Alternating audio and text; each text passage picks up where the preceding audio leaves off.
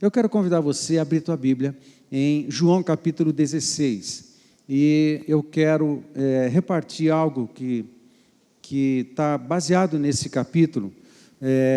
O capítulo 16 de João é um capítulo que João escreveu com parte dos ensinos que Jesus praticou no ambiente da ceia, na quinta-feira de Páscoa, né? Na quinta-feira da Semana da Paixão.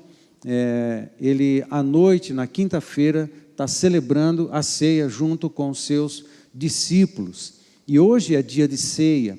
E esse capítulo 16, tudo que está escrito aqui, na verdade, tudo que está escrito no capítulo 13, 14, 15, 16 e 17, está acontecendo no ambiente da ceia na quinta-feira de Páscoa. Todos esses capítulos. João é o único que faz isso. Os demais evangelistas mencionam algumas palavras de Jesus naquele momento da ceia, mas João, ele gasta vários capítulos compartilhando conosco os diversos ensinos que Jesus repartiu com os discípulos naquele momento tão especial, tão especial. E eu quero chamar sua atenção para algo que está no meu coração, que eu disse no início da abertura do culto, que é o ambiente de amor. A ceia está carregado de um ambiente de amor.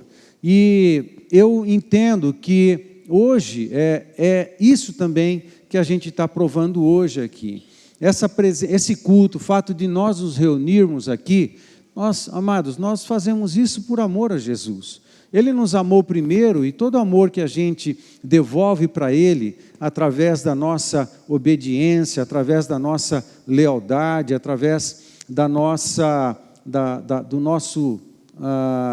observação dos seus ensinamentos, da correspondência com as suas palavras pessoais que Ele entrega para cada um de nós, o chamado, como a gente desenvolve o nosso chamado, a compreensão, a revelação que nós temos da salvação, como o perdão de Deus chegou até nós, como a gente responde isso para Jesus. Essa também é uma resposta de amor. Você não entra numa aliança com Jesus se não for por amor, e nessa aliança você vai desenvolvendo, amadurecendo o amor ágape, que é o amor do casamento, que é o amor de aliança na palavra de Deus. Ele aumenta, ele cresce, ele amadurece. É bem parecido com o amor conjugal. Quando você está no início do casamento, você ama verdadeiramente, você está apaixonado, não há nenhum problema, você deve estar apaixonado pela sua vida inteira, mas o que vai amadurecer a relação e fortalecer a relação é o amor ágape, que é o amor sacrificial. Portanto, o amor ágape, ele não é romântico, ele depende de decisão, e ele cresce, ele amadurece na relação, e é por causa da sua maturidade que a aliança do casamento ela é defendida e vivenciada nos momentos ruins também. É por causa de uma disposição de estar juntos, é uma decisão. Amor ágape depende de decisão. Mas envolve sentimento? Claro que envolve, sempre envolve sentimento, né? Mas envolve muito mais uma decisão. Jesus decidiu amar você. Amém? Jesus lá, antes da gente nascer, antes da gente existir, Ele olhou da eternidade, olhou para você e decidiu amar você. Amém, gente? Ele fez isso. Ele te amou desde sempre. Isso é uma verdade literal, no caso de Jesus, né? Ele te amou desde sempre, né? E fez com que Ele tomasse algumas atitudes sacrificiais. Portanto, o ambiente da ceia do Senhor, ele é marcado por amor, mas é marcado pelo amor ágape. O amor ágape é marcado por decisão, é marcado por entrega, é marcado por sacrifício. Estão comigo, gente? Amém? Esse é o ambiente. E paga-se o preço que for preciso. Pela aliança, paga-se o preço que for preciso. Pelo amor, paga-se o preço que for preciso. Para você cuidar do amor.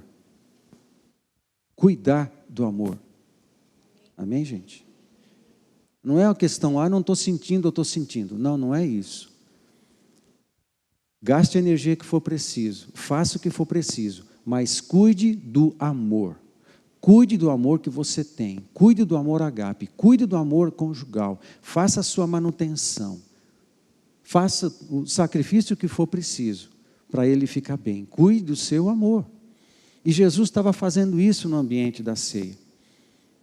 Era profundo, era íntimo, ele estava repartindo ensinos preciosos com seus discípulos, mas há algumas horas dele sair do ambiente da ceia, do cenáculo, ir para o Getsêmani, entrar em agonia, depois ser capturado e depois levado até a casa ao Sinédrio, a casa de Caifás, depois ao palácio de Pilatos, e depois até Herodes. Herodes teve uma entrevista com Jesus também, voltou para Pilatos, e depois de Pilatos, de novo, ali na Torre Antônia, no palácio onde o governador ficava, dali ele empreendeu uma caminhada até o Gólgota e morreu ali na cruz. Jesus está celebrando essa ceia nesse ambiente de amor, de entrega, de sacrifício, e ele sabe que algumas horas depois ele estaria cumprindo sua missão, morrendo na cruz do Calvário, a algumas horas do final da antiga aliança. Nesse ambiente da ceia estava a algumas horas do término da antiga aliança, do término do Antigo Testamento.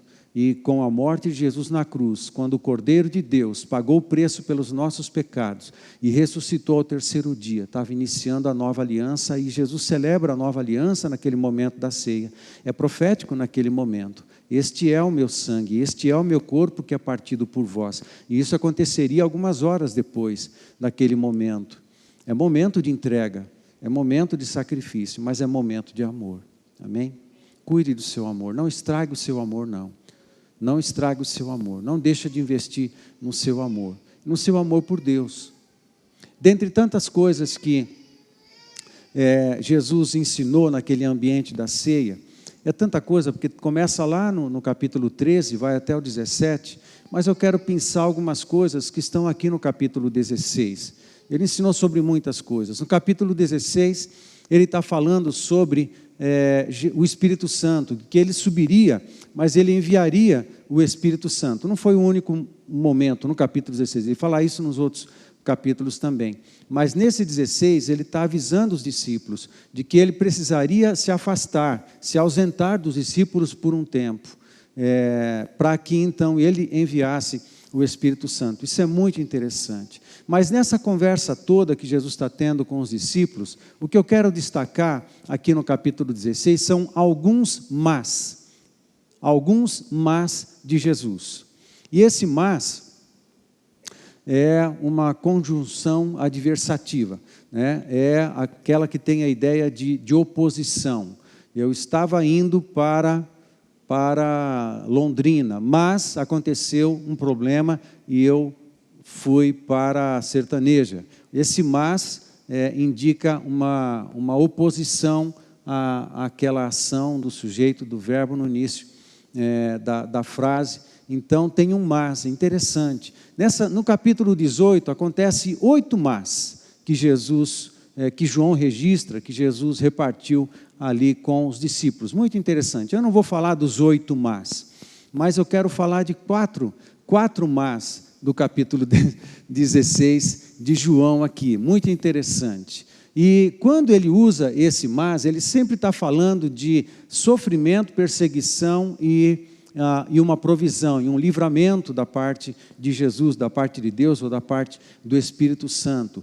E ele está preparando também no capítulo 16 os discípulos para aquilo que de ruim aconteceria, porque Jesus seria capturado e aconteceu uma grande confusão. Muito embora o ambiente fosse de amor e de profecia de alegria, de profecia de vida, de profecia de envio do Espírito Santo, mas tudo isso não aconteceria imediatamente. Há um processo de coisas, de eventos que viriam antes do cumprimento de algumas promessas. E Jesus está preparando o coração dos discípulos para que eles não se escandalizassem quando acontecesse o problema, acontecesse a perseguição, acontecesse a investida dos soldados, quando eles fossem perseguidos no tempo da igreja já, Jesus está preparando o coração deles, mas diante das lutas tem um mas de Deus, diante das lutas e perseguições tem um mas de Jesus. Fale comigo,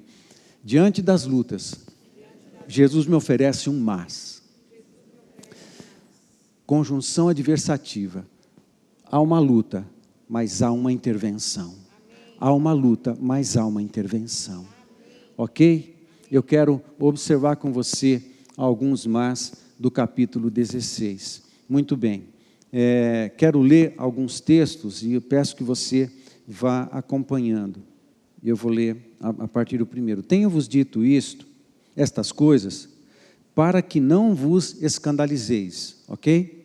Primeiro verso de João 16. Jesus está alertando o coração dos seus discípulos.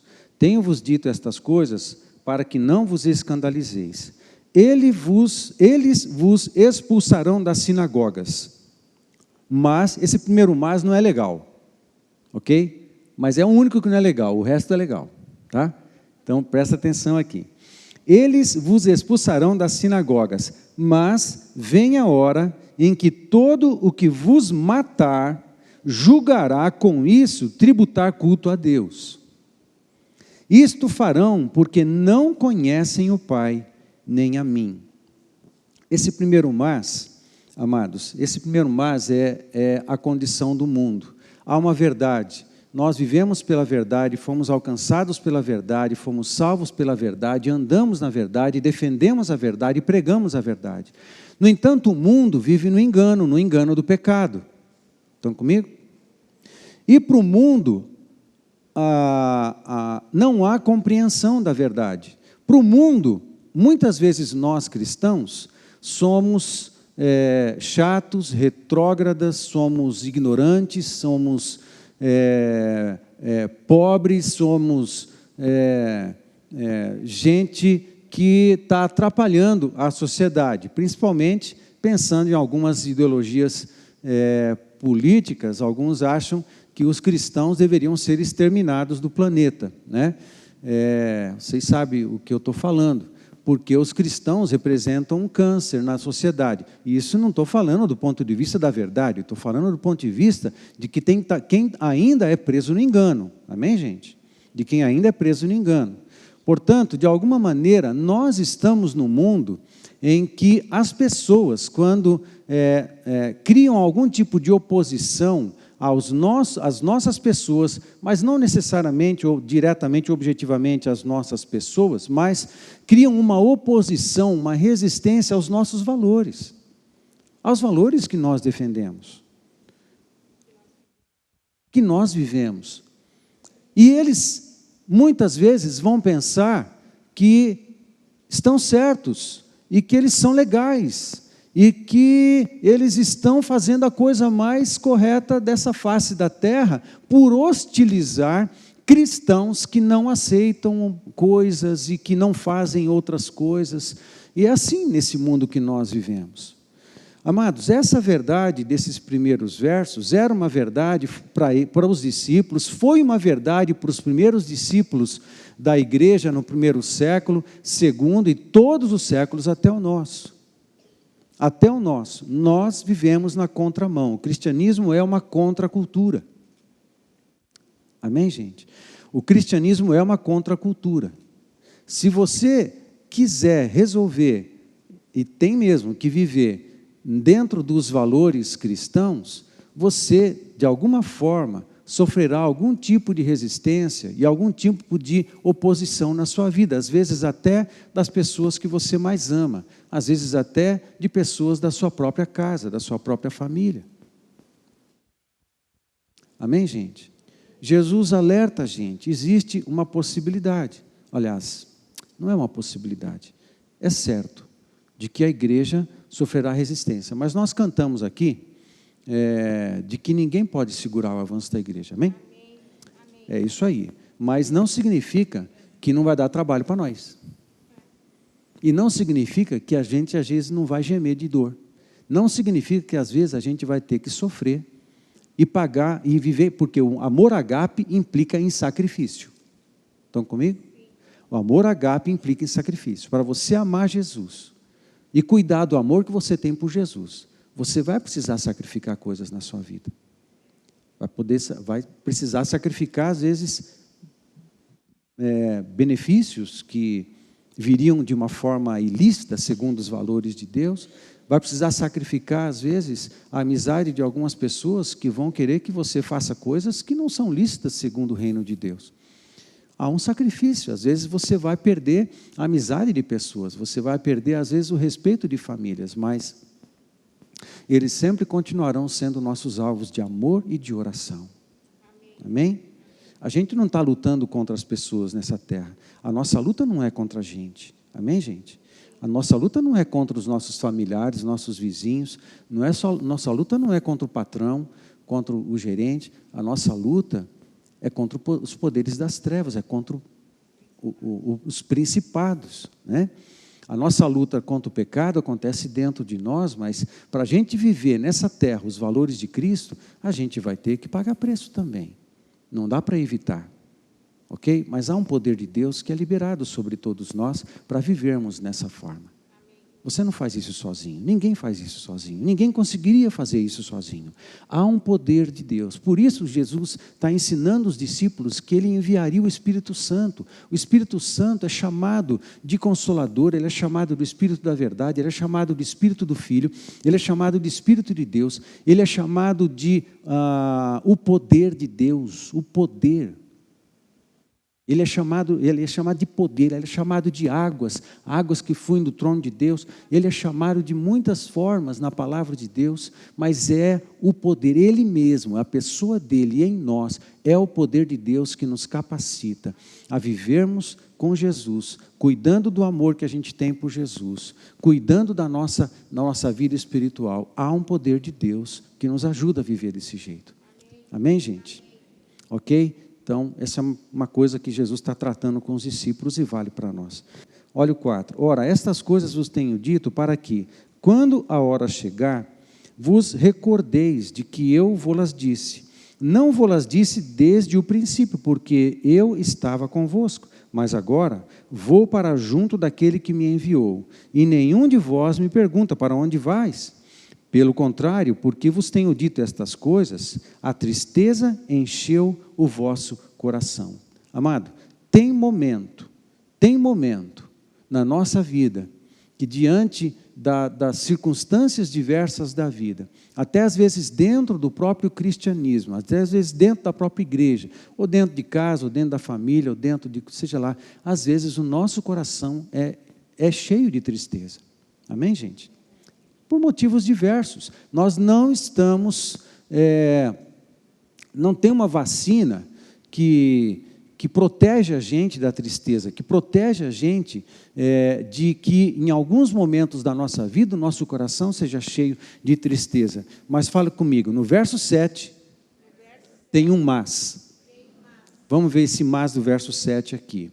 Então, no verso 6, Jesus falando com eles, a tristeza encheu o vosso coração. Mas aí no verso 7, mas eu vos digo a verdade, convém que eu vá, porque se eu não for o Consolador, e ele já dá um nome, ele podia ter usado qualquer outro nome para o Espírito Santo, mas nesse momento, ele dá o nome de Consolador, diante do fato dos discípulos estarem com tristeza no coração, coração cheio de tristeza. Com coração cheio de tristeza, Jesus anuncia o Consolador para eles. Amém? Tem um mas. Diga assim comigo, diante das tristezas, Jesus me oferece um mas. E esse mas é o Espírito Consolador. É o Espírito Santo Consolador, que está disponível a nós. Ele está em mim, Ele está em você. Ele é uma pessoa, a gente pode falar com Ele. A gente pode falar com Ele. Ele é Consolador. É Ele. É como Ele é. Amém, gente? É como Ele é. Ele é Consolador. Ele é um monte de coisa. O Espírito Santo, ele cumpre vários papéis na nossa vida. Ele é a terceira pessoa da Trindade, não em termos de importância, é a terceira pessoa da Trindade, mas há algo na sua essência que ele é consolador, e quando ele está em nós, ele faz isso, ele consola o nosso coração de toda tristeza. Amém? Tem um mas, diante de um coração cheio de tristeza, tem um mas de Jesus, e esse mas de Jesus aponta para o Espírito Santo. Amém, queridos? Levanta a sua mão, quem tem passado dias com honestidade, ok? Tranquilo, que eu quero orar por você agora. Levanta a sua mão, se você tem passado dias de tristeza, dias de lutas, dias de tribulação, dias em que por diversos motivos o seu coração tem ficado afligido por diversas coisas. Levanta bastante a sua mão, levanta também, porque eu quero ver isso, que eu quero orar. Ok, fica de mão levantada. Eu também estou com a minha mão levantada, ok? Eu estou levantando a minha mão por esse mesmo motivo que você está levantando a sua, ok? Então a gente vai orar, vamos orar todo mundo, que é mais gente que eu pensava, né? Então nós vamos orar uns pelos outros aqui, porque o Consolador está entre nós, que o consolo do Espírito Santo abençoe o coração de cada um, no nome de Jesus. Começa a orar aí, gente, levanta a sua voz, faz isso no nome de Jesus, faz isso, e eu vou orar por vocês todos. Abençoa, Senhor, abençoa. Ainda bem que o Senhor nos dá um mas. Vai orando aí, irmão, eu vou orando também. O Senhor nos dá um mas, diante de um coração cheio de tribulação, de tristeza, o Senhor nos dá um mas eu enviarei o Consolador é o Espírito Santo, e o Espírito Santo habita em nós. Espírito Santo, consola esses corações entristecidos por diversas lutas da vida, seja quais forem.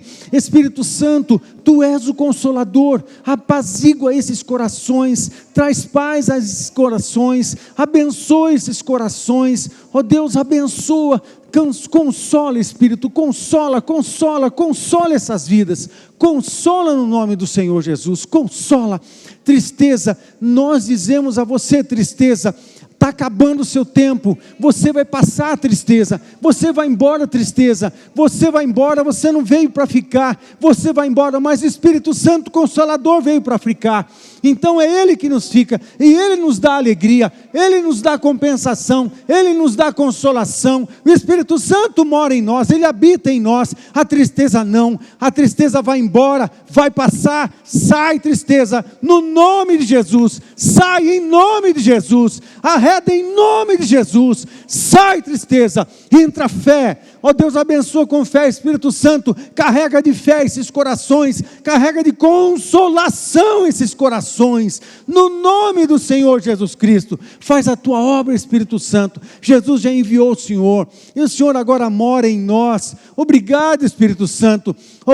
Pai, nós te pedimos, consola os corações, assim como Jesus estava abençoando e consolando os corações dos seus discípulos, nesse momento precioso da ceia, marcado pelo teu amor. Assim, Espírito Santo, o Senhor que habita em nós, toca em cada coração, carrega de consolo no nome do Senhor Jesus, no nome do Senhor Jesus. Diga comigo em voz alta: tristeza, você vai embora, os seus dias serão curtos em mim, não vai prevalecer, porque Deus é o meu Consolador, o Espírito do meu Deus habita em mim, Ele me consola, Ele me traz alegria e força no dia da tribulação, no nome de Jesus. Amém, amém, amém, amém. Pode sentar, por favor. Jesus está alertando os seus discípulos. Tem momentos que a gente passa por isso, mas a gente tem que lembrar o que Ele está querendo que a gente lembre aqui. Amém, gente? Amém. Obrigado, Jesus, por esse mas do verso 7. Aí eu vou saltar alguns versos, e eu vou lá para o verso 19. Percebendo Jesus que desejavam interrogá-lo, perguntando-lhe: indagais entre vós a respeito disto que vos disse, um pouco e não me vereis, e outra vez um pouco e ver-me-eis, ok? Até o verso 18, Jesus estava falando isso com os discípulos, e eles começaram a perguntar um para o outro: o que será isso que Jesus está falando? Eu não estou entendendo. Aí Jesus, percebendo, aí ele faz essa menção no verso 19 para introduzir o comentário que ele segue no verso 20. E no verso 20 tem mais um mas aqui, 20, 21 e 22. Na verdade, tem um mas em cada um desses versos aqui. Veja o verso 20. Em verdade, eu vos digo que chorareis e vos lamentareis, e o mundo se alegrará. Ele está falando daquele momento da cruz, né? Estava todo mundo achando que tinham vencido, né? Mais um herege, mais um falso profeta, e os sacerdotes, as autoridades religiosas de Jerusalém estavam celebrando, né? E todos aqueles que pediram Barrabás e não Jesus, né? Para livrar Barrabás e crucificar Jesus, estavam celebrando, ok? Em verdade vos digo que chorareis e vos lamentareis, e o mundo se alegrará. Vós ficareis tristes, mas, amém, gente? Tem um mas aqui, outro mas de Jesus. Ele alerta a alma e o coração dos seus discípulos. Vocês vão ficar tristes, mas a vossa tristeza se converterá em alegria. A vossa tristeza se converterá em alegria. Essa é uma palavra para você. A vossa tristeza se converterá em alegria. A vossa tristeza se converterá em alegria. A vossa tristeza se converterá em alegria. A vossa tristeza se converterá em alegria. A vossa tristeza se converterá em alegria. A vossa tristeza se converterá em alegria. A vossa tristeza se converterá em alegria. A vossa tristeza se converterá em alegria. A vossa tristeza se converterá em alegria.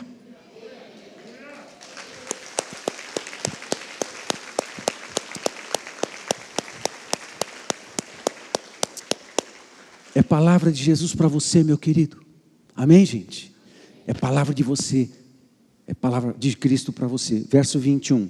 A mulher, e ele dá uma ilustração. Jesus é um pregador mesmo, né? Ele vem e dá uma ilustração no ensino que ele está fazendo. Verso 21. A mulher, quando está para dar à luz, tem tristeza, porque a sua hora é chegada. Mas, olha outro mas aqui. Ei, esses mas de Jesus são lindos. Mas depois de nascido o menino, já não se lembra da aflição, pelo prazer que tem de ter nascido ao mundo um homem. Amém, gente? Não se lembra mais da aflição. Eu lembro de Manassés. A palavra Manassés é o filho de José do Egito, e Manassés, o significado de Manassés é aquele que me faz esquecer. José passou muito sofrimento. Amados, às vezes, eu já disse isso outras vezes aqui, a gente não sabe calcular qual é o tempo do processo, qual é o tempo em que a gente vai ainda passar por algum sofrimento. E José, ele passou um bom tempo, sendo vendido pelos irmãos, sendo escravo, depois sendo caluniado, preso, servindo como escravo por muitos anos, talvez, não dá para ter uma certa assim, exatidão, 13 anos, 18 anos, 14, 16 anos, não dá para ter muita certeza, mas ele ficou muitos anos, vamos jogar uma média assim, pelo menos uns 15 anos, nessa condição de escravo, sendo torturado, sendo afligido, sendo humilhado. Aí Deus o coloca como o segundo homem mais importante do maior império na terra do seu tempo. E ele casa com uma moça linda, e ele tem o seu primeiro filho e dá o nome de Manassés, aquele que me faz esquecer. Parece que junto com o filho, Deus derramou sobre José do Egito uma unção e uma alegria que fez, essa alegria foi tão grande que fez ele esquecer dos 15, 16, 13, 14 anos de sofrimento que ele passou até aquele momento. A alegria que Deus enviou para José foi maior, num instante foi maior do que o sofrimento de 15 anos. Amém? A alegria vem e vai compensar todo o tempo de tristeza. Tristeza você vai acabar, tristeza você vai embora, mas a alegria do Senhor será infinitamente maior. Amém, gente? É isso, há um Manassés sobre nós, é um filho A alegria de um filho que nasce, vem à luz. Há muitas coisas de Deus que estão para vir à luz. Enquanto algumas coisas de Deus não vêm à luz, a gente se sente com gemidos, com dores de parto. Tem coisas que estão sendo gestadas no reino de Deus para virem à luz na nossa vida. Quem tem ouvidos, ouça. Tem coisas de Deus no seu reino que estão sendo gestadas para vir à luz, e até que elas sejam gestadas, até que elas venham à luz, elas são gestadas às vezes em agonia, são gestadas em dores, são gestadas em contrações, são gestadas em desconfortos. É assim, mas a luz vem, e quando as coisas de Deus vierem à luz, a alegria do Senhor será infinitamente maior a todo tipo de sofrimento que a gente passou no tempo da gestação. Amém, queridos? Tem coisas que Deus está gestando na sua vida, tem coisas que Deus está produzindo e construindo na sua vida, tem coisas, então fica firme no dia da gestação, no tempo da gestação, fica firme, porque a tristeza passa, mas a alegria fica. Amém, gente? A tristeza passa e o Consolador fica, Ele habita em nós. A palavra de Cristo fica, Jesus fica, Ele é o nosso Senhor, Ele mora em nós. Amém, queridos? O verso 22. Assim também agora vós tendes tristeza, mas outra vez vos verei, o vosso coração se alegrará, e a vossa alegria ninguém poderá tirar. Há uma experiência com Jesus, há um momento a sós com Jesus, há um momento de intimidade com Jesus, há um momento que Ele fala, há um momento que Ele toca, há um momento em que Ele ministra, há um momento em que Ele está pertinho, há um momento que Ele vem, aparece e Ele se manifesta, e essa porção, essa presença, esse toque, esse falar, essa palavra de Cristo, quando ela acontece, ela aniquila toda tristeza, aniquila toda aflição, aniquila todo medo, aniquila todo pânico, aniquila toda insegurança, porque Ele vem, Ele se manifestou. Vocês se alegrarão, porque vocês me verão. A gente tem que focar em Jesus, amado. Tem que focar em Jesus no dia da luta, tem que focar em Jesus no dia da luta, tem que focar em Jesus. Amém, queridos? Tristeza vai passar, mas a alegria vai ficar. Amém, querido? Esse é o verso 22. Verso 32 e depois o 33 é a ênfase que eu quero terminar. Eis que vem a hora, e já é chegada, em que sereis dispersos, cada um para a sua casa, e me deixareis só. Contudo, não estou só, porque o Pai está comigo. Olha o que eu estou lendo no verso 32 aqui. Jesus também está abrindo o seu coração. Jesus também está abrindo o seu coração aqui. Ele é Deus Filho, mas era o Deus Filho esvaziado da sua glória. Eu não sei explicar isso. Tudo que Ele fez foi como homem, não foi como Deus. Cada cura que realizou foi como homem, cheio do Espírito Santo, não como Deus. Cada milagre, quando Ele andou sobre as águas, quando Ele ressuscitou mortos, quando multiplicou pães, quando expulsou demônios, quando fez milagres, todos os que Ele fez como homem cheio do Espírito Santo, o mesmo Espírito que habita em nós. Ele não fez como Deus, Ele é homem e tem dores, Ele é homem e entra em angústia. Lá, algumas horas mais para frente desse momento, Ele está no Getsêmani, clamando para os seus discípulos mais próximos, ajudarem Ele em oração. Nessa hora, Jesus abre o coração. Tem hora que a gente, até o Deus Filho fica aflito. Até Jesus ficou aflito. Até Jesus falou assim, vocês vão me abandonar. E Ele falou isso, e tanto que João escreveu esse negócio aqui. Jesus também estava com sofrimento no seu coração. Ele também estava sofrendo. Ele sabia o que estava diante dele, algumas horas mais à frente. Mas quando entra no verso 33, estas coisas vos tenho dito, parece que ele retoma o propósito do seu ensino. Ele é a própria palavra encarnada. Ele retoma o propósito de ensino e diz, estas coisas, e estas coisas que estão no capítulo 16, mas que estão lá desde o capítulo 13, não apenas os que estão no capítulo 16. Estas coisas vos tenho dito, para que tenhais paz em mim. No mundo passais por aflições, mas, é o último mas tende bom ânimo, eu venci o mundo. Amém, gente? Deixa eu falar algo para você desse texto aqui, uma verdade que entrou no meu coração não há muito tempo. Eu sempre pensei esse texto como um imperativo, é uma ordem. Na verdade, no original grego, aparece como um imperativo, mas tem uma ideia por trás desse imperativo, quando ele fala, tende bom ânimo, é como se fosse uma ordem, mas quando você fala para alguém que está entristecido no meio de uma aflição, tende bom ânimo, mas você não tem energia emocional, da onde você vai tirar o combustível? E você está com a tua energia emocional zerada, e você, tenha um bom ânimo, fique bem, fica feliz.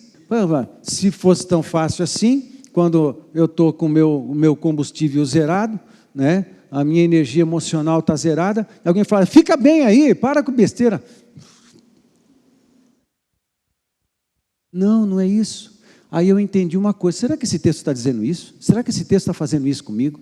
Aí, pensando nesse texto, em alguns outros, por exemplo, como o texto de Josué, quando Deus fala para Josué, ser forte e corajoso, não temas, ser forte e corajoso, eu te abençoo, eu estarei contigo, ser forte e corajoso.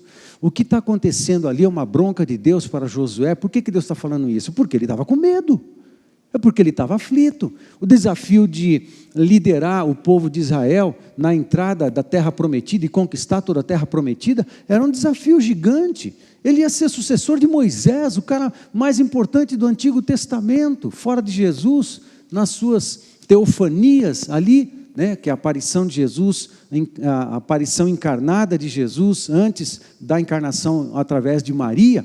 Então, mas Moisés era o cara mais importante do Antigo Testamento, e Josué, o sucessor de Moisés, o desafio era gigantesco. Ele ficou amedrontado, ficou enfraquecido, claro que sim. Aí Deus aparece para Josué e fala assim, ser forte e corajoso, não te mandei eu? Não é assim que está escrito? Não te mandei eu ser forte e corajoso, mas tem um segredo nessas palavras. E o segredo é que isso não são broncas, essa palavra são palavras criativas.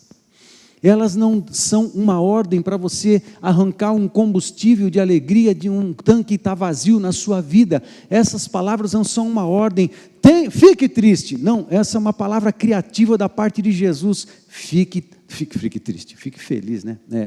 Tenha bom ânimo, né? O que ele está falando? Tenha bom ânimo, como se você precisasse de você mesmo, do seu próprio tanque de combustível, tirar o ânimo que fosse necessário. Mas se você não tem, como você vai tirar da onde? Não, essa palavra não é um imperativo nesse sentido. Essa palavra é uma palavra criativa, é um Elohim. Há uma unção de Elohim aqui nesse negócio. Como também é uma palavra carregada de unção de Elohim sobre Josué. Ser forte e corajoso, é a palavra de Deus criando força, é a palavra de Deus criando coragem, é a palavra de Deus criando ânimo, é a palavra de Deus criando tudo que é necessário no coração do seu filho. Não é uma ordem, você vai tirar da onde a energia? Não tem de onde tirar, eu não tenho de onde tirar, pai, como é que você está me dando uma bronca? Não é uma bronca, é uma palavra criativa. Pá! E o que Jesus está fazendo aqui é uma palavra criativa. Tenho-vos dito estas coisas para que tenham paz em mim. Isso é um segredo. Tenham paz em mim, só em Jesus. Ele é o príncipe da paz. Tenham paz em mim. No mundo tereis aflições, mas tende bom ânimo. Tende bom ânimo. É uma palavra criativa. Vem da parte de Deus. Todo o ânimo que é necessário para vir sobre nós vem do alto, não vem do meu tanque. Vem de Jesus, Ele é a própria palavra, tem de bom ânimo, eu venci, tem de bom ânimo, paz Tenho-vos dito porque tenham paz em mim, ânimo e vitória. Eu venci o mundo, nós vamos vencer também. Paz, ânimo e vitória. Paz, ânimo e vitória. Fale comigo, paz, ânimo e vitória. Paz, ânimo e vitória. Palavra criativa sobre você. No nome do Senhor Jesus, haja paz, ânimo e vitória. Paz, ânimo e vitória. Paz, ânimo e vitória. Paz, ânimo e vitória. Paz, ânimo e vitória. Online, paz, ânimo e vitória sobre vocês, no nome do Senhor Jesus Cristo.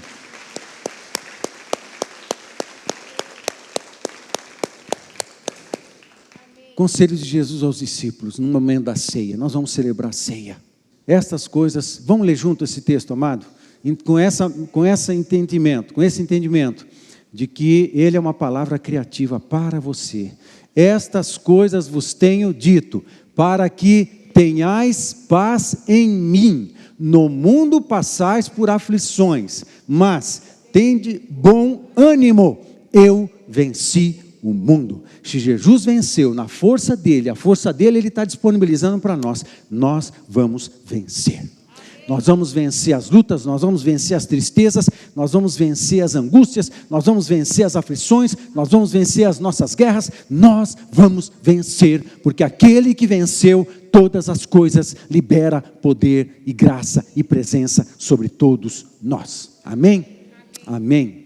Isso ele está fazendo no ambiente da ceia. O que eu espero? Eu espero que nesse momento de ceia, esse amor carregue a nossa vida, o nosso coração. Este amor de Jesus por nós entre e preencha o seu coração. Preencha a sua mente para este ano de 2022. Preencha de todas as formas. E que também você celebre essa ceia em amor a Jesus. Ele se sacrificou, portanto há um preço a ser pago por cada um de nós também. O sangue dele foi oferecido, é a vida dele. Portanto, você tem uma vida com Deus. E vai ter momentos de tristeza, mas fique firme até também nos dias tristes.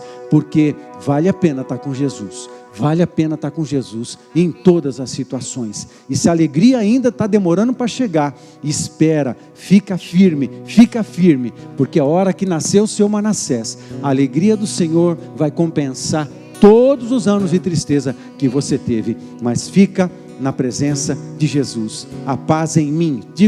Digo-vos estas coisas para que tenham paz em mim. O segredo é estar com Jesus, é não abrir mão, é vir adorar, é orar. Não estou com vontade, mas eu vou orar. Não estou com vontade, mas eu vou orar. E digo para a minha própria alma: alma, você não está sendo desonesto. Não, eu estou fazendo isso por decisão. Eu não estou com vontade nenhuma, mas eu estou adorando. Eu estou em tristeza, mas eu vou adorar o meu Senhor, porque Ele é bom e as suas misericórdias duram para sempre.